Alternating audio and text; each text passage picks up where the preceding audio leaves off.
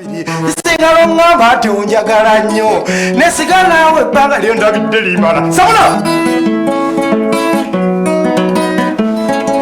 kijjukiza omukazi gwe nali nnyina yali mugazi wange onooba muyite ntya kuba munaba y'abakazi benjagaddeko mubana abakyasinze naye tirimu ng'ate kirimuliko tekunyumirwa amaka nga musaddemu akaana n'okalabako butereeva oli kupoza ABSTv kumuza ebirowoozo akayimba akalungi bwekadda kamusi Joseph agamba nti omukazi gweyagadde n'akuzaalira omwana yabeera mukyalawo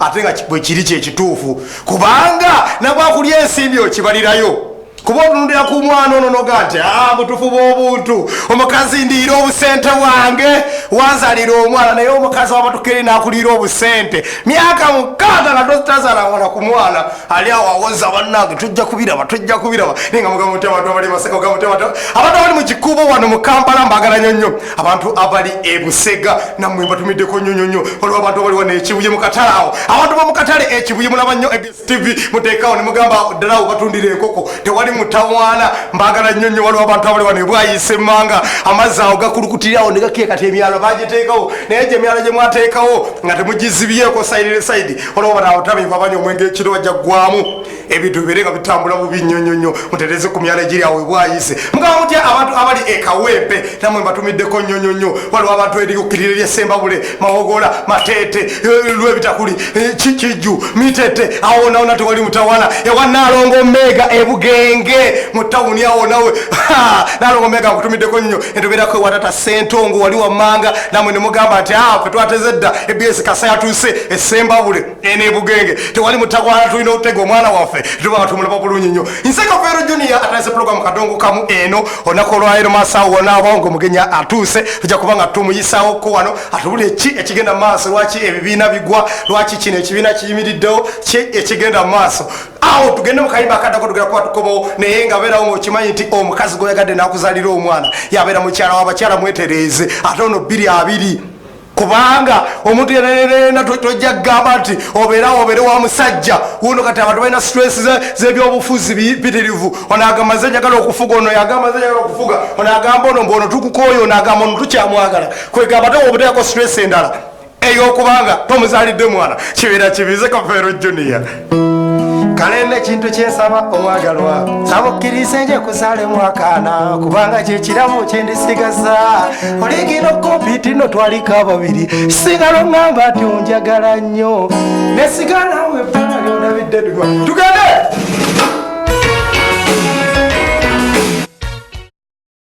zibekapu nga kunyonyola nti bannange abaana omwana kasabeera ng'ali waka ng'omusajja omukazi omusanzeewo si kirungi kumubonyaabonya tewali mutawana tugende mu maaso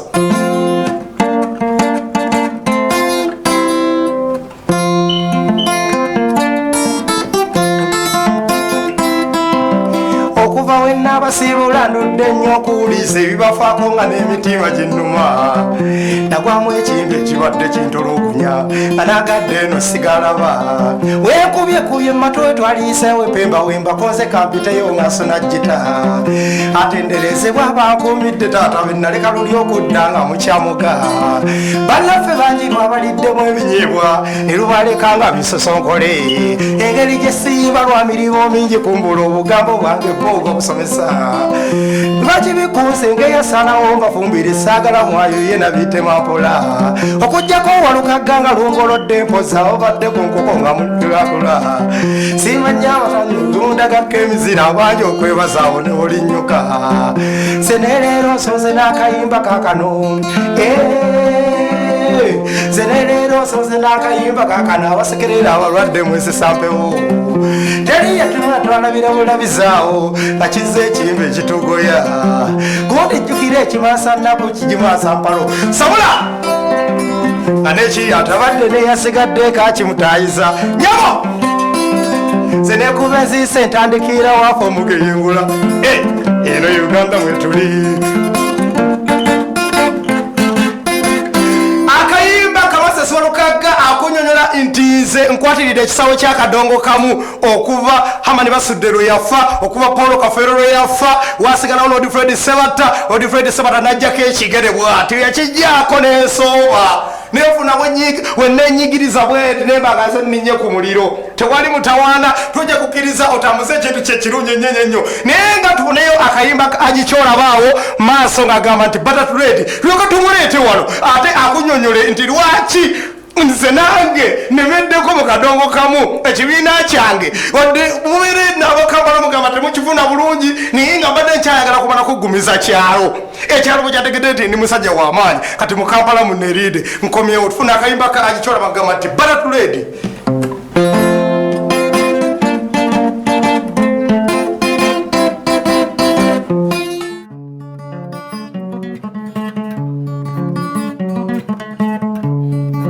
batuzala mu bbala tokulidde mu bbala ozina amawulire batuzala nange omuweerezaawo Kafeero Junior mwe tukubira gita eno ng'eri live ne tukyaza omuyimbi n'akuba gita ng'eri live si bya kulimbalimba nti bakubye kukubi video ne batamu ne bagenda wano bagiyita pulogulamu Sumulula Kadongo kamu togisubwanga. Yes, alikupoza ABSTv ku musebirooza akayimba ako kawezako Hasadu wali mu Angola ekazo nti wewe kutunda ngatto ez'omulembe nnyo gwo nyambaza ennaku zino ekintu kyatabuse bulungi nnyo ne kawulezako abantu be mateete wali muzeyi kayinga nawe ngutumiddeko nnyo ne mama wange Rosemary Nasimba nawe ngakutukuweerezaako nnyo nti Butterfly omuntu osobola okukyejisaamu n'ogamba nti gobadde olina mukyala ngatezo nayagala ttaka nsanyusa okulaba taata nange nsanyusa okukusaba oli bulungi ono hagikyola bagwempulira Ataino mutawana. Ate no mutawana ne yakuba akukusanze. Lwakiri godde balo ga mutawana itawo. Nguvira ne goyitawo. Mutawana itawo. Kale buza kukola ku ABSTv. Mbalamusizaako nnyo mwenna abalabi ba ABS television nti mwebale kunywerera ku mukutu mwebale nnyo okwagala music waffe wa Kadongo kamu mwebale nnyo okwagala program eno ya Kadongo kamu. Eno ye TV eyasalawo okulumirirwa Kadongo kamu. Kadongo kamu ku TV endala bamubola bagamba banaye naye munako enjerere ngino kula bakayimba Butterfly nga bakayisizaawo naye bannange wala obali Kadongo kamu kyafuuka kivumo simanyi naye tumulemereko tukutuuka ku wange ffe tujja kulemerako tumulemereko tata hagikyolaba sebo nsonyiwa okuyita taata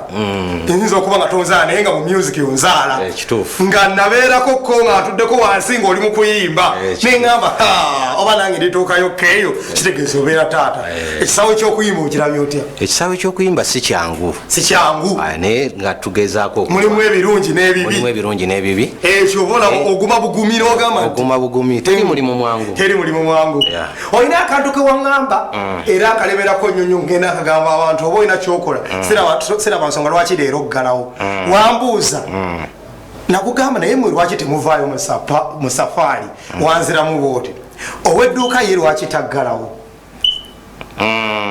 bwajja n'atunda leero ekibiriti nakugamba bannaye bimanyi okubasala ne mugala leero tufunyeyo abantu nga 15 soka bujja tutambulira mu 6 mu 7 lwaki temuddako keeka ne mweseetinga lwaki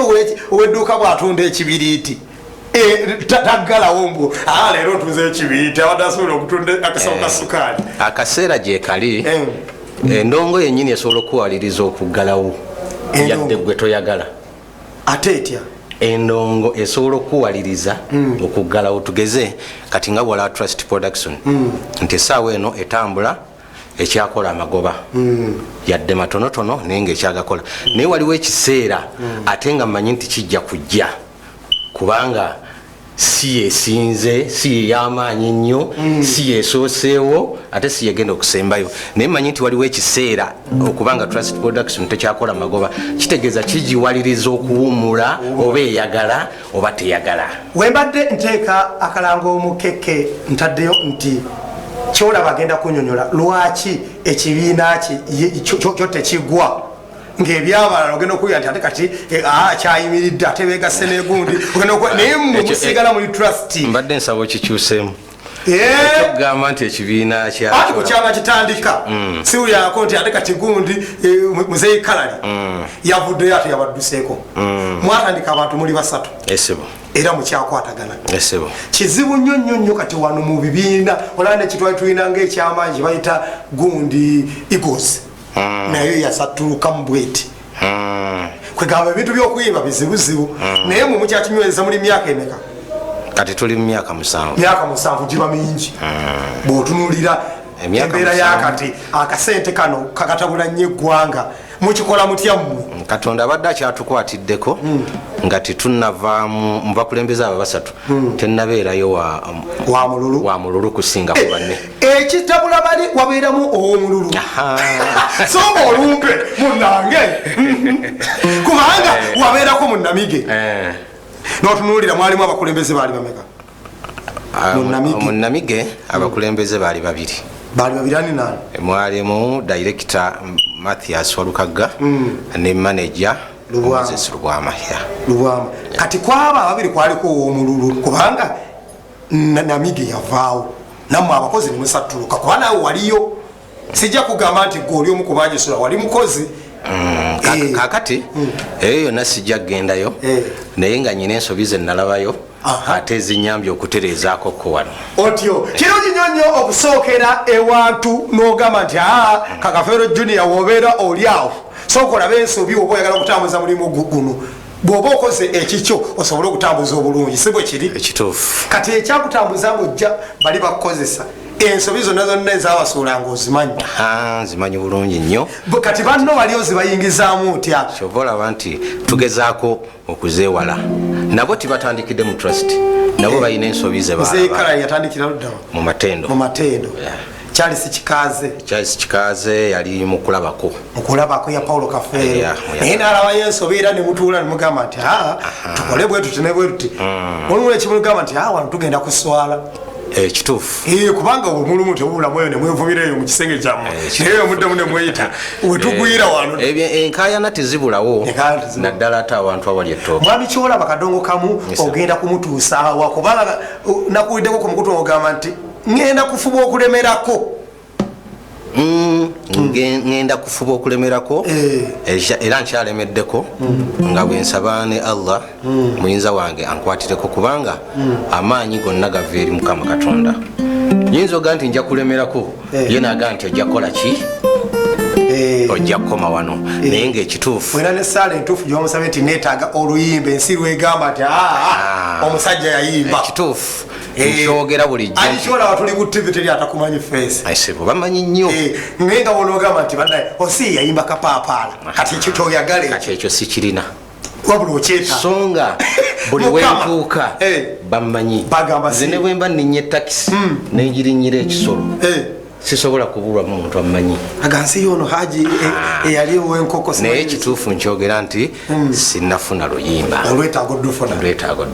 kale nze nsawo Allah gwosinza agenda kuwa oluyimba inshallah kyogeredde wano ku TV omuntu ayagala ekintu akifuna nze neekakasa kubanga ebintu byensabye bingi nnyo Mukama n'abimpa kitegeeza naawe wano woosabidde oluyimba olw'amaanyi olugenda okwogerwako ogenda kufuna bulungi nnyo njagala nkubuuzeeyo agikyolaba lwaki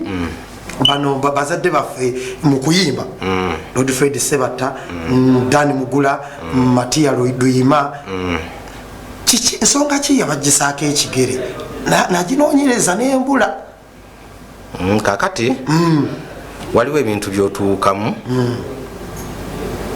nonenya omuntu ate nomala nomuva kakati nga mukadde waffe Lord Fred Sebata okyamubanja aki mu kuyimba okumubanja kiki omubanja nti avudde mu kuyimba nga kino takikoze anti omuntu avudde ku kintu ayogera nti banna nga oyo abasajja bwe bakayimbira mu simanyi ngendako mpanise okuzannya tusobola okubeera wali nga akyala bukyazi naga abantu beguningira bakyalirako wabula namala okuyimba awo omuntu ayinza obutogera nasirika nga bwolaba nti omuntu asobola okubeera n'ekibanja kye n'atuuka amaanyi ne gakendeera naye ngaoba olumu ayitayo n'akuulakula muki otuddo agikyolaba ompisa embalimbali naye kangume mbagala nnyo abantu abali mu kutulaba ntumiddeko abali ku kakawojja nkutumiddeko nnyo neawo omwami Lule kakasa kwe muli ku ABSTv nesalongose wakiryanga waŋŋambye nti kwagenda okukyaza agikyolaba njagala kuwuliriza ku bigambo bya agikyolaba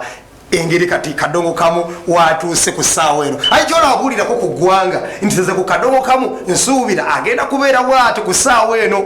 oba ne maaso wano nga tumaze okulonda tuyinza okutambuzaayo Kadongo Kamu waffe bwe tuti tuyise ebyabufuzi Kadongo Kamu nze mmanyi nti asobola okuva waali n'ayambukako waggulu ng'ekireese obuzibu nti abayimbi naddala abapya abajja balemeddwa okumanya kiki ekyokukola oti ekyokukola ekyo twagala kukifuna nange nimba pya taata ndimba pya nnyo kakati okuyimba kuno naddala Kadongo Kamu si mwangu so nga omuntu okola oluyimba lwo nga Kafeero n'oluwulira era ate n'abantu abakwenyakwenya nabo babi abantu gondi wayimbye gondi wayimbye nnyo kakati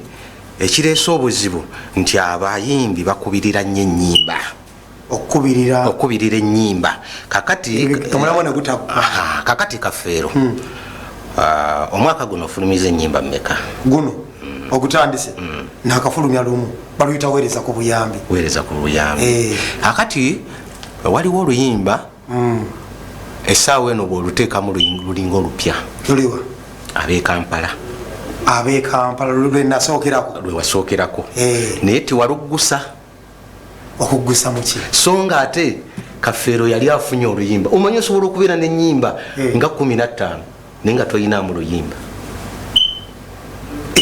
ne Kafeero yafuna oluyimba ab'Ekampala n'ataluggusa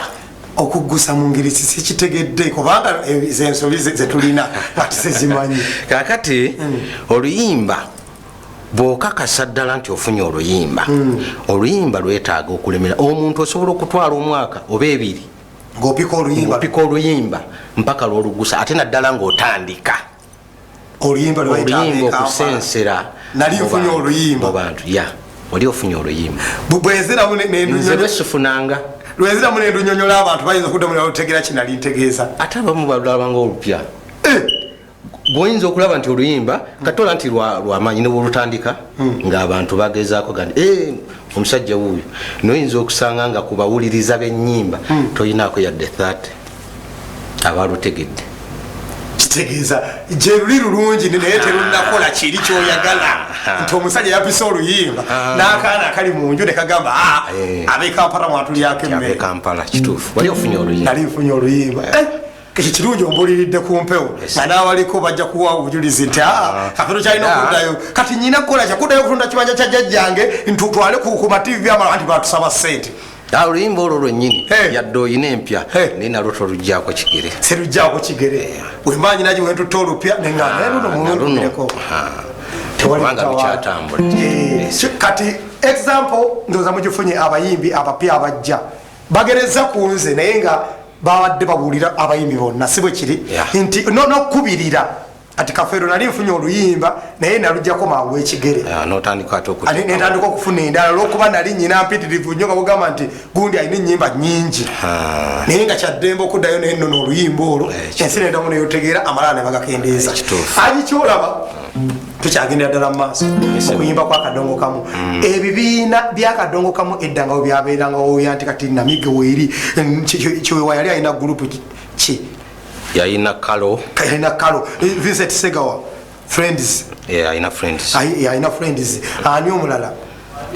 Sebale yali alina ki Sebale yakoze ebibiina bingi naye ngaekisembyeyo bagiyita Lake Production kati tutunuulira ebiseera ebyo omanyi nti zalengawo gurupu nga zitambulanga 5 ng'oluli ati gundi baba bali Kyaggwe ate kati gundi bagenze Bulemeezi bagundi bali Masaka